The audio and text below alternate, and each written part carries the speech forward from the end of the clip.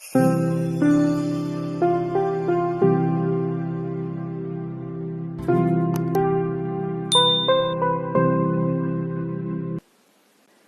Good morning guys, स्वागत है आप सभी का हमारे यूट्यूब चैनल अचीवर्स में। मैं हूं श्वेता और आज की इस वीडियो में मैं डिस्कस करूंगी like every day daily current affairs की सीरीज को।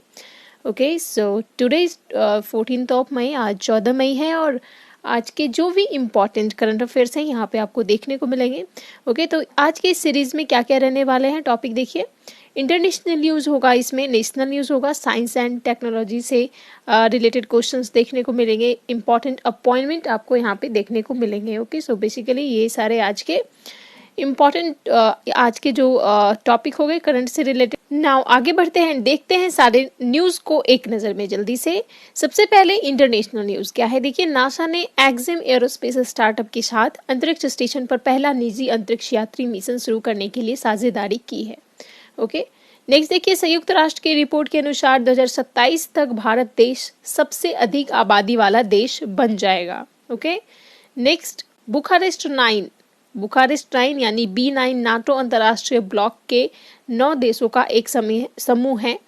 तो B9 के बारे में, बुखारेस्ट 9 के बारे में हम लोग डिटेल से जानेंगे आगे के पार्ट में। ओके, कंटिन्यू कीजिए लास्ट तक वीडियो को बिना स्किप करते हुए, क्योंकि कई सारे इम्पॉर्टेंट एक्स्ट्रा फैक्ट बताए जाते हैं आपको, राइट, जो कि आपके एग्जाम्स के अकॉर्डिंग आपके लिए काफ़ी इम्पॉर्टेंट होता है।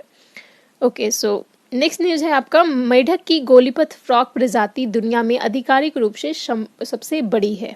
मेढक की गोलीपथ फ्रॉग प्रजाति, इसके बारे में हम लोग जानेंगे और ये न्यूज़ में क्यों है, ये रिसेंटली देखा गया है इसलिए। ओके, नेक्स्ट न्यूज़ है, कोविड-19 संक्रमण से निपटने के लिए माउंट एवरेस्ट शिखर पर चीन सीमा रेखा यानी लाइन ऑफ सेपरेशन बनाने जा रहा है। चाइना के द्वारा लाइन ऑफ सेपरेशन बनाया जा रहा है, कहाँ, माउंट एवरेस्ट पे, right. Next national news, Haryana राज्य ने वन्यजीव जनगणना के एक भाग के रूप में बंदर जनगणना की है। बंदर जनगणना कहाँ हुई है, हरियाणा में, इसके बारे में हम लोग आगे देखेंगे डिटेल्स में। ओके, नेक्स्ट देखिए, दिल्ली के द्वारा वरिष्ठ नागरिकों के लिए वाहन हेल्पलाइन कोवी वैन शुरू किया गया है। दिल्ली पुलिस के द्वारा ये स्टार्ट किया गया है कोवी वैन। नेक्स्ट देखिए, हाल ही में भारत पेट्रोलियम कॉर्पोरेशन लिमिटेड के अगले CMD के रूप में अरुण कुमार सिंह नियुक्त किए गए हैं। तो ये अपॉइंटमेंट से रिलेटेड न्यूज़ हो गया। तो ये सारे न्यूज़ हो गए गाइज आज के, जिसको आगे आप लोग डिटेल्स में देखेंगे। तो चलिए देखते हैं, स्टार्ट करते हैं। सबसे पहला क्वेश्चन है आपका, किस राज्य ने वन्यजीव जनगणना के एक भाग के रूप में बंदर जनगणना की है। Which state has undertaken monkey census as a part of wildlife census. Monkey census जो कि वाइल्ड लाइफ सेंसस का वन्यजीव जनगणना का एक पार्ट है। तो ये जनगणना जो है ये हरियाणा में अभी रिसेंटली की गई है, किसके द्वारा, wild life institute of India के द्वारा, ठीक है, wild life institute of India यानी भारतीय वन्यजीव संरक्षण के द्वारा जो है ये बंदर जनगणना की गई है हरियाणा में।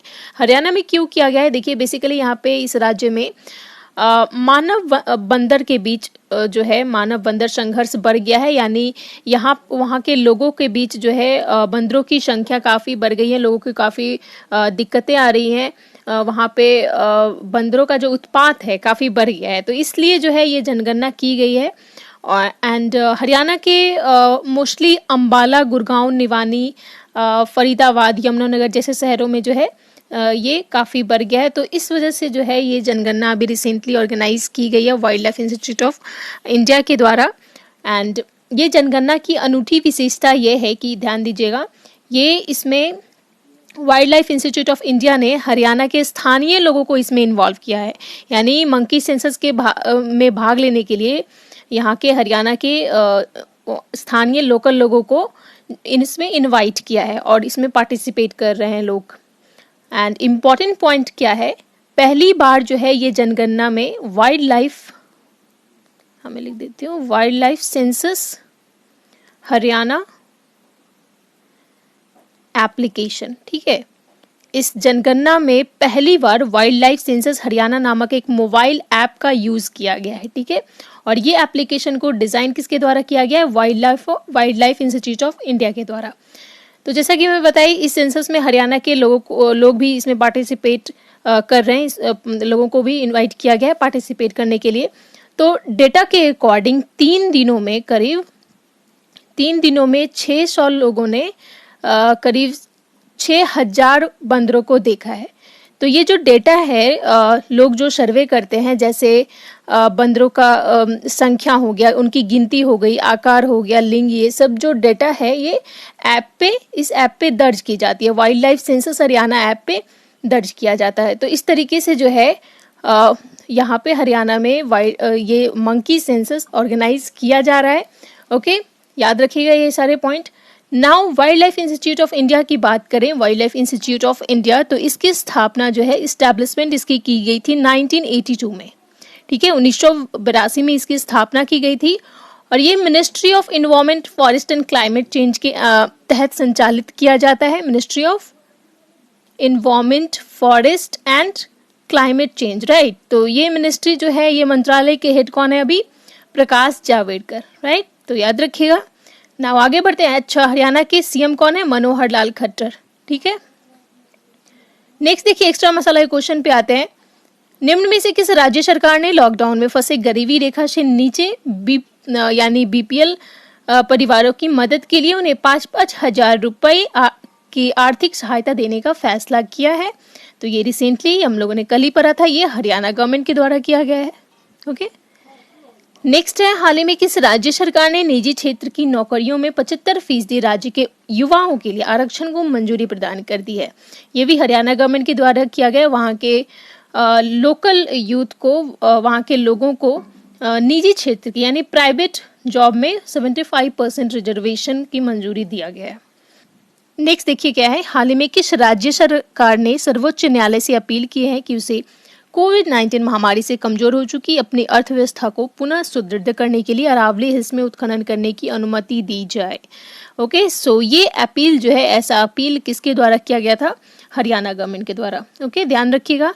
नेक्स्ट देखिए, सबसे कम वन और सबसे कम 1%, ये कहाँ है? हरियाणा में है। सबसे कम वन और सबसे कम वन लिस्ट फॉरेस्ट परसेंटेज जो है, ये हरियाणा में है। नेक्स्ट है दमदमा झील, दमदमा लेक कहाँ है? हरियाणा में है और हरियाणा के बेसिकली गुरुग्राम शहर में लोकेटेड है। नेक्स्ट है आपका सुल्तानपुर राष्ट्रीय पार्क, सुल्तानपुर नेशनल पार्क, ये कहाँ है? हरियाणा में। ये भी हरियाणा के गुरुग्राम में है। ओके, नेक्स्ट क्वेश्चन पे आते हैं। देखिए, नेक्स्ट है आपका साइंस एंड टेक से रिलेटेड क्वेश्चन है। नासा ने किस एरोस्पेस स्टार्टअप के साथ अंतरिक्ष स्टेशन पर पहला निजी अंतरिक्ष यात्री मिशन शुरू करने के लिए साझेदारी की है? NASA has partnered with which aerospace startup to launch first private astronaut mission to the space station? तो इसका राइट आंसर होगा ऑप्शन डी, एक्सम।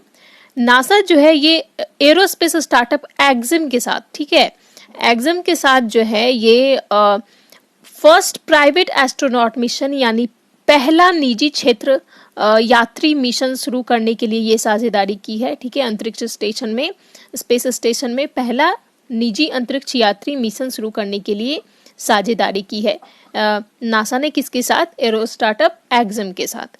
ओके, तो इस मिशन के तहत जो है, एस्ट्रोनॉट मिशन के तहत 2022 तक इंटरनेशनल स्पेस स्टेशन में 4 लोगों को भेजा जाएगा। ठीक है, तो याद रखिएगा, नासा एंड एरोस्पेस स्टार्टअप एक्सम के द्वारा स्टार्ट किया जाने वाला ये फर्स्ट प्राइवेट एस्ट्रोनॉट मिशन है। ऑलराइट, एंड आप लोग सोच रहे होंगे ये एक्सम स्पेस क्या है?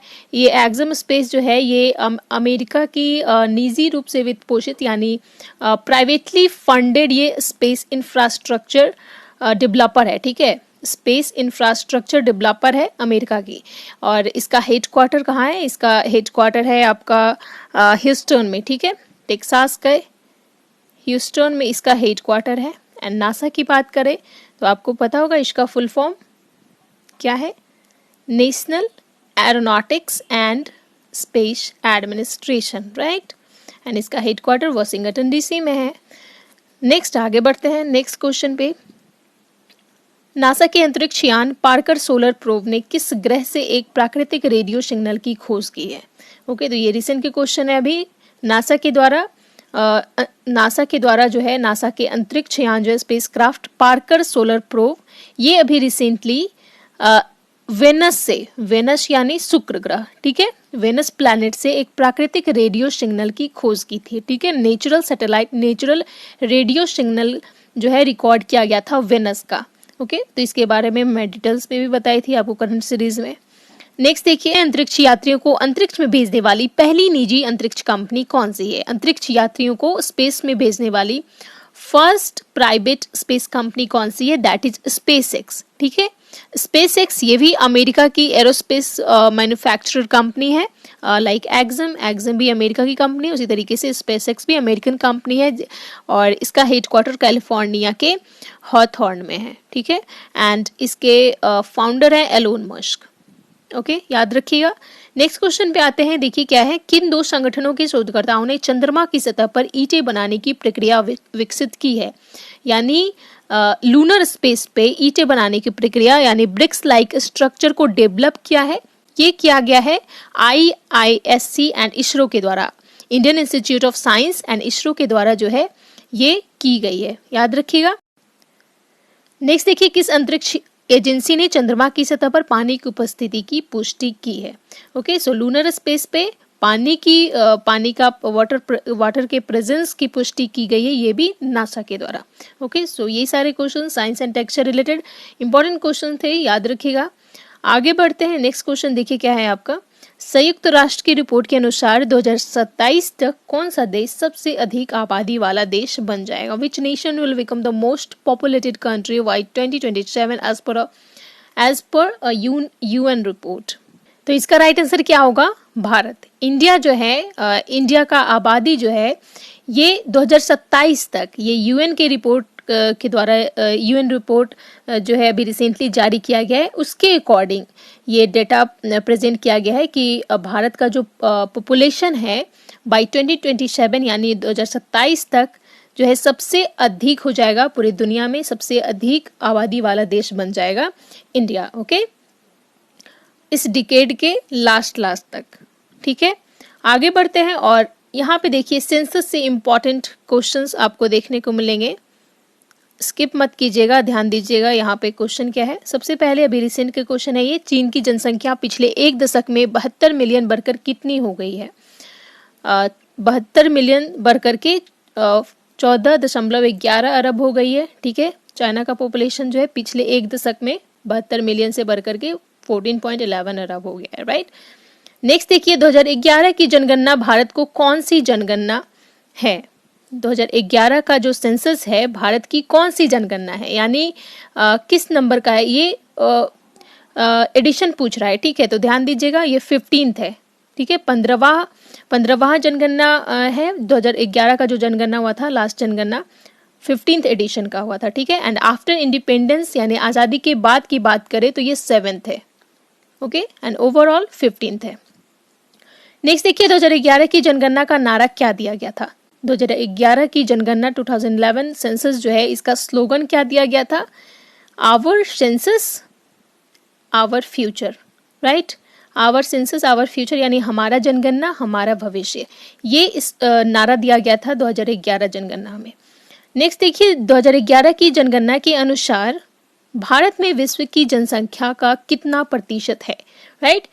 तो 2011 सेंसस के अकॉर्डिंग जो है इंडिया का पॉपुलेशन परसेंटेज जो है ओवरऑल पूरे विश्व की कितना प्रतिशत है? तो इसका राइट आंसर होगा 17.5%। ठीक है, पूरे विश्व का, पूरे वर्ल्ड पॉपुलेशन का 17.5% है इंडिया का पॉपुलेशन, याद रखिएगा। एंड पॉपुलेशन रेट कितना है? अकॉर्डिंग टू 2011 सेंसस इंडिया का पॉपुलेशन ग्रोथ रेट क्या है? 17.64%। ठीक है, ये क्या है आपका? पूरे विश्व की जनसंख्या का प्रतिशत। ठीक है, और 17.64% क्या है? ये इंडिया का growth rate, population growth rate according to census 2011 ये 17.6% है। ठीक है, 17.64%। All right, and total literacy rate की बात करें इंडिया का तो कितना है? ये भी देख लीजिए, 74.04% total literacy rate of India. And India का मोस्ट लिटरेट स्टेट है केरला, आपको पता होगा, एंड लीस्ट लिटरेट स्टेट है बिहार। ठीक है, and most literate union territory कौन है ये आप बताइए। Okay, most literate union territory as per census 2011 कौन सा है, ये आप लोग को बताना है कमेंट सेक्शन में। आगे बढ़ते हैं, नेक्स्ट क्वेश्चन देखिए क्या है। भारत में सबसे अधिक आबादी वाला राज्य, सबसे अधिक यानी मोस्ट पॉपुलस स्टेट कौन सा है इंडिया का, तो यूपी है। एंड लीस्ट पॉपुलेटेड स्टेट कौन सा है, सिक्किम, राइट। ओके, सो ये सारे इंपॉर्टेंट क्वेश्चंस हो गए रिलेटेड टू सेंसस 2011। नाउ आगे बढ़ते हैं एंड नेक्स्ट क्वेश्चन देखिए क्या है। किस राज्य केंद्र शासित प्रदेश के द्वारा वरिष्ठ नागरिकों के लिए वाहन हेल्पलाइन कोविड वैन शुरू किया गया है? विच स्टेट और union territory has launched a vehicle helpline Covid van for senior citizen? Okay, so ये हेल्पलाइन जो है व्हीकल हेल्पलाइन कोविड वैन, ये स्टार्ट किया गया है दिल्ली में। दिल्ली गवर्नमेंट के द्वारा, दिल्ली पुलिस के द्वारा ये स्टार्ट किया गया है, ठीक है। तो ये इसमें देखिए एक हेल्पलाइन नंबर दिया गया है, जिस नंबर के जरिए लोग कांटेक्ट कर पाएंगे, जो पेशेंट होंगे वो कांटेक्ट कर पाएंगे कोविड वैन को, और कोविड वैन पे पुलिस ऑफिसर तैनात रहेंगे जो नीडी पर्सन को उनकी ज़रूरतें जो होगी, लाइक वैक्सीनेशन हो गया, मेडिसिन हो गया, उनकी कोई भी आवश्यक वस्तु की जो ज़रूरतें होंगी उनको पूरा करने में मदद करेगी, ठीक है, कोविड वैन के थ्रू। ऑलराइट, तो याद रखिएगा ये स्टार्ट किया गया है दिल्ली में। एंड दिल्ली के सीएम कौन है आपको पता होगा, अरविंद केजरीवाल, एंड गवर्नर है अनिल बैजल, ठीक है। आगे बढ़ते हैं और नेक्स्ट क्वेश्चन देखिए। एक्स्ट्रा मसाला का जो क्वेश्चन है आपके लिए क्या है, देखिए उत्तर प्रदेश एवं बिहार के बाद किस राज्य सरकार ने 18 वर्ष से ऊपर सभी नागरिकों के लिए कोरोना वैक्सीन मुफ्त में देने का ऐलान किया है? तो ये क्वेश्चंस तो काफ़ी जो है आप कह सकते हैं काफ़ी पुराना हो गया है, और आपको पता भी होगा ये झारखंड के द्वारा किया गया है, और इसके साथ साथ ये 3 राज्य के साथ साथ और करीब सारे स्टेट में जो है फ्री वैक्सीनेशन प्रोवाइड की जा रही है। ओके, नेक्स्ट देखिए, उड़ीसा सरकार ने किस शहर में कोविड वॉरियर मेमोरियल बनाने की घोषणा की है? तो कोविड वॉरियर मेमोरियल ये जो है उड़ीसा गवर्नमेंट के द्वारा भुवनेश्वर में बनाए जाने की घोषणा की गई थी, ठीक है। एम्स के डायरेक्टर रणदीप गुलेरिया द्वारा कोविड-19 पर लिखी गई पुस्तक का नाम क्या है? तो ये एम्स के जो डायरेक्टर हैं रणदीप गुलेरिया, उनके द्वारा बुक लिखा गया है till we win, right, till we win, और ये कोविड-19 पे बेस्ड बुक है। तो याद रखिएगा टिल वी विन के राइटर हैं रणदीप गुलेरिया। कोविड-19 वैक्सीन प्राप्त करने वाले पहले व्यक्ति बने हैं मनीष कुमार, ठीक है। नेक्स्ट देखिए, भारत में विश्व के सबसे बड़े कोरोना वैक्सीनेशन ड्राइव की शुरुआत कब हुई थी? 16 जनवरी 2021 में। 16 जनवरी को स्टार्ट हुई थी भारत की सबसे बड़ी vaccination drive, largest vaccination drive, ठीक है, जिसमें सबसे पहले फर्स्ट फेज में जो हमारे फ्रंट लाइन वर्कर हैं उनके लिए वैक्सीनेशन स्टार्ट हुई थी, राइट। नेक्स्ट देखिए, स्वदेशी कोरोना वैक्सीन को किसने बनाया है?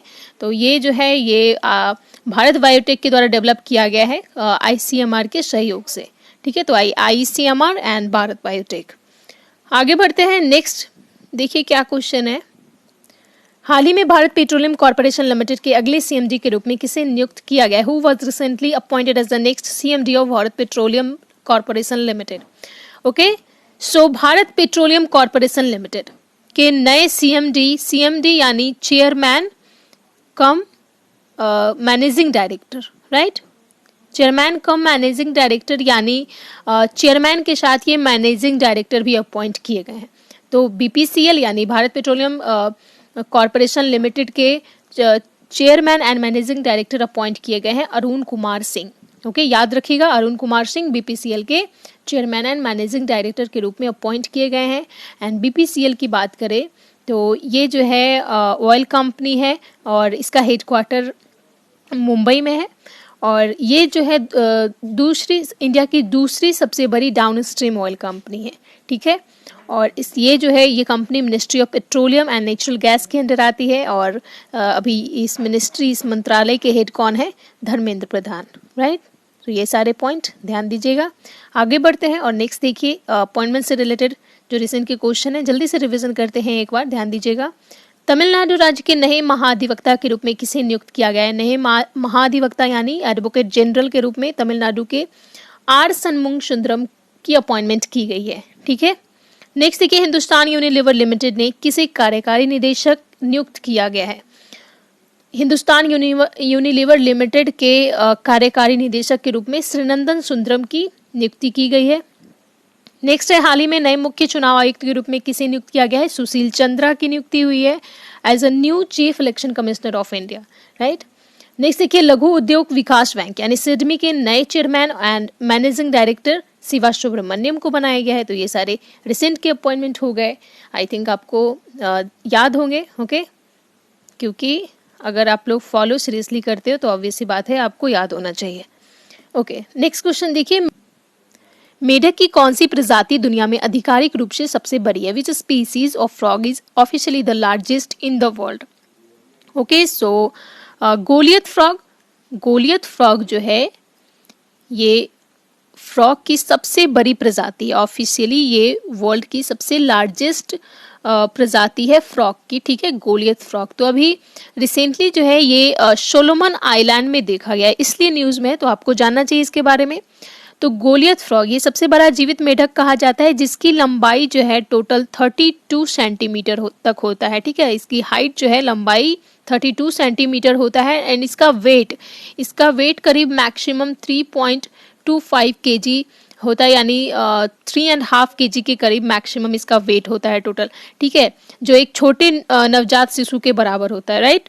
तो इसकी आबादी जो है अभी काफ़ी कम हो रही है, इंडेंजर्ड स्पेसीज की कैटेगरी में आ रही है, ठीक है। तो ये प्रजाति जो है बेसिकली कामरून एंड इक्वेटोरियल गिनी में एक छोटे से रीजन में पाई जाती है, ओके, तो याद रखिएगा। एंड इसे कॉर्नोफर गप्पी फ्रॉग कहा जाता है। इस प्रजाति को, गोलियत फ्रॉग की प्रजाति को क्या कहा जाता है? मैं यहाँ पे लिख दे रही हूँ, कॉर्नोफर गप्पी फ्रॉग, ठीक है, ध्यान दीजिएगा। तो रिसेंटली ये सोलोमन आइलैंड में देखा गया था, ओके। आगे बढ़ते हैं और यहाँ पे देखिए क्या दिया गया है क्वेश्चन, ध्यान दीजिएगा। एक जीवाश्म पक्षी का नाम बताएं जो एक पक्षी की तरह दिखता है लेकिन सरीसृप के जैसे अन्य विशेषताएं होती हैं, ओके। एक जीवाश्म पक्षी, राइट, एक बर्ड है जिसे, जो कि पक्षी की तरह दिखता है, बर्ड की तरह दिखता है, लेकिन उसका जो फीचर है, उसकी जो क्वालिटी है वो एक रेप्टाइल की तरह है, ठीक है। बाकी जो उसकी क्वालिटी है वो रेप्टाइल की जैसी पाई जाती है। तो उस वर्ड का क्या नेम है? आर्कियोपेट्रिक्स, ठीक है, आर्कियोपेट्रिक्स वर्ड है, जीवाश्म पक्षी है जो कि पक्षी की तरह दिखाई देता है, बट उसका जो क्वालिटी है वो रेप्टाइल की तरह होती है, ओके। नेक्स्ट देखिए क्या है, बकरी का नस्ल का नाम बताएं। बकरी का नस्ल यानी ब्रीड ऑफ गोट कौन कौन सी होती है? जमुनापारी, बर्बरी, ब्लैक बंगाल या और सिरोही, ठीक है। तो ये सारी जो यहाँ पे दी गई आप देख रहे हैं, ये बकरी का नस्ल का नाम दिया गया है, ठीक है। नेक्स्ट देखिए, गाय का नस्ल का नाम क्या है? थारपारकर, कॉकरेंज एंड देओनी, ये सारे जो है ये काउ ब्रीड है, ओके। भेड़ का नस्ल क्या कौन कौन सी होती है? नाली, मेरिनो एंड कोरिडेल। भेड़ के ब्रीड को जो क्या कहा जाता है? नाली, मेरिनो एंड कॉरिडोर, ठीक है। तो ये सारे इंपॉर्टेंट फैक्ट आपके लिए था। आगे बढ़ते हैं, नेक्स्ट क्वेश्चन देखिए क्या, कोविड-19 संक्रमण से निपटने के लिए माउंट एवरेस्ट शिखर पर कौन सा देश सीमा रेखा बनाने जा रहा है? Which country is going to build a line of separation on mount Everest summit to deal with the कोविड-19 ट्रांजिशन। ओके, सो कोविड-19 ट्रांजिशन से बचाने के लिए लाइन ऑफ सेपरेशन यानी सीमा रेखा जो है ये ड्रॉ किया जा रहा है चाइना के द्वारा, चाइना गवर्नमेंट के द्वारा ये अनाउंस किया है कि वहाँ के जो माउंटेनियर हैं उनको कोविड इन्फेक्शन से बचाने के लिए line of separation mount Everest पे ड्रॉ किया जा रहा है। इससे पहले नेपाल के कई माउंटेनियर जो थे जिन्होंने नेपाल से शिखर पर चढ़ाई की थी, उन लोगों में मोस्टली कई जो थे कोविड पॉजिटिव पाए गए थे। तो इस वजह से जो है ये लाइन ऑफ सेपरेशन ड्रॉ किया जा रहा है। एंड देखिए अप्रैल एंड जून के शुरुआत में ही चोटी की चढ़ाई की जाती है, ठीक है। तो इसलिए जो है उससे पहले ही चाइना गवर्नमेंट के द्वारा माउंटेनियर को कोविड इन्फेक्शन से बचाने के लिए लाइन सेपरेशन बनाने जा रहा है, ओके। तो याद रखिएगा। नेक्स्ट देखिए यहाँ पे इम्पॉर्टेंट क्वेश्चन दिए गए हैं रिलेटेड टू चाइना। विश्व में क्षेत्रफल के दृष्टिकोण से चीन कौन सा स्थान पर आता है? विश्व में क्षेत्रफल के दृष्टिकोण से यानी अकॉर्डिंग टू एरिया चाइना का कौन सा प्लेस है? 4th है, ठीक है। नेक्स्ट क्वेश्चन है, भारत और चीन सीमा के बीच की रेखा को क्या कहा जाता है? इंडिया एंड चाइना का जो बाउंड्री लाइन है जो सेपरेट करती है लाइन, इसको क्या कहते हैं? McMahon Rekha, McMahon line. And दूसरा लाइन क्या है? लाइन ऑफ एक्चुअल कंट्रोल, ठीक है।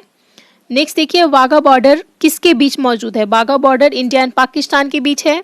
नेक्स्ट है किस देश की भारत के साथ समुद्री सीमा नहीं है? तो चाइना, चीन के साथ जो है, चीन की भारत के साथ समुद्री सीमा नहीं है, मैरीटाइम बॉर्डर जो है ये नहीं शेयर होता है।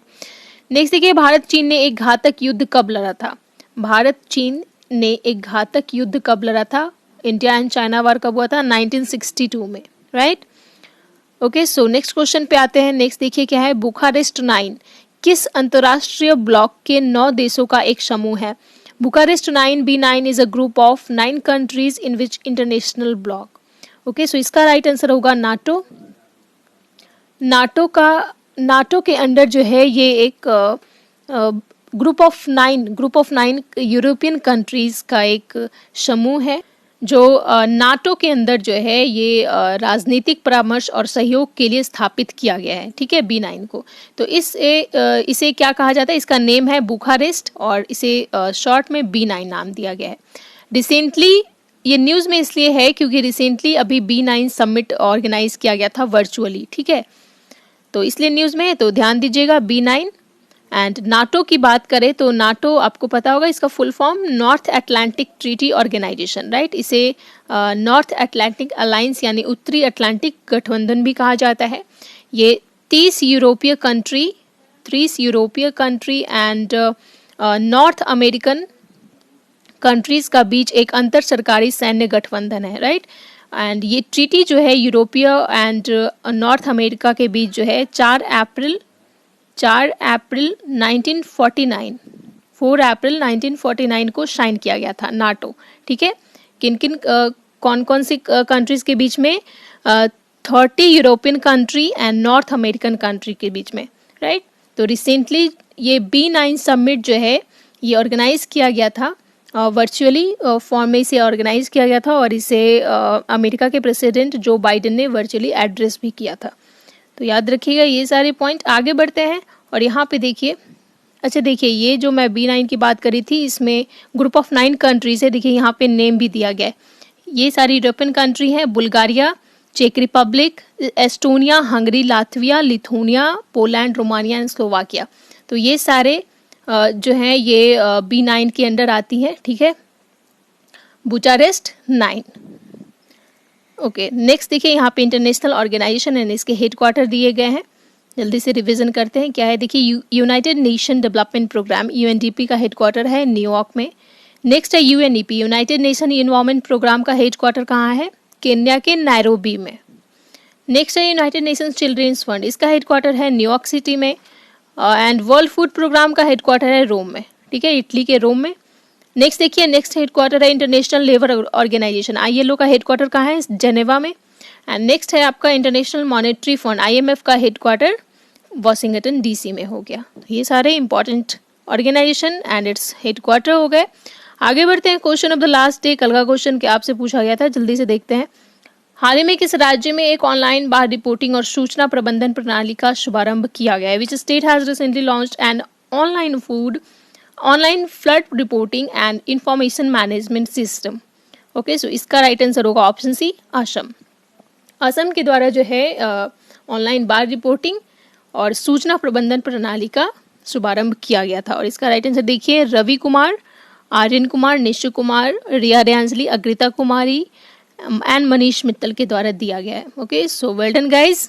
इसी तरीके से आप कंटिन्यू आंसर किया कीजिए। एंड आज का क्वेश्चन आपके लिए क्या है, देखिए question of the day. And question है, हाल ही में खबरों में देखा गया यजीदी अल्पसंख्यक धार्मिक समूह मुख्य रूप से किस देश में पाया जाता है? Recently seen in the news, Yazidi minority religious group is mainly found in which country? Okay, so इसका ऑप्शन दिया गया है। Option A Iraq, option B Israel, option C Iran and option D is Qatar. इसका right answer क्या है, जल्दी से comment section में बताइए। और जो भी क्वेश्चंस पूछा गया है मिड सेशन में उसका भी आंसर आपको बताना है। All right guys, so here we completed our today's session. आज का करंट सीरीज यहाँ पे समाप्त होता है। आई होप आप लोग को पसंद आया होगा। Then please do like and share, video को लाइक कीजिए, शेयर कीजिए लोगों में। ओके, लास्ट तक बने रहने के लिए आप लोग सभी का बहुत बहुत धन्यवाद। मिलते हैं नेक्स्ट वीडियो में। आप अपना ख्याल रखिए, अपने फैमिली का ख्याल रखिए, घर पे रहिए, सतर्क रहिए और सुरक्षित रहिए। जय हिंद।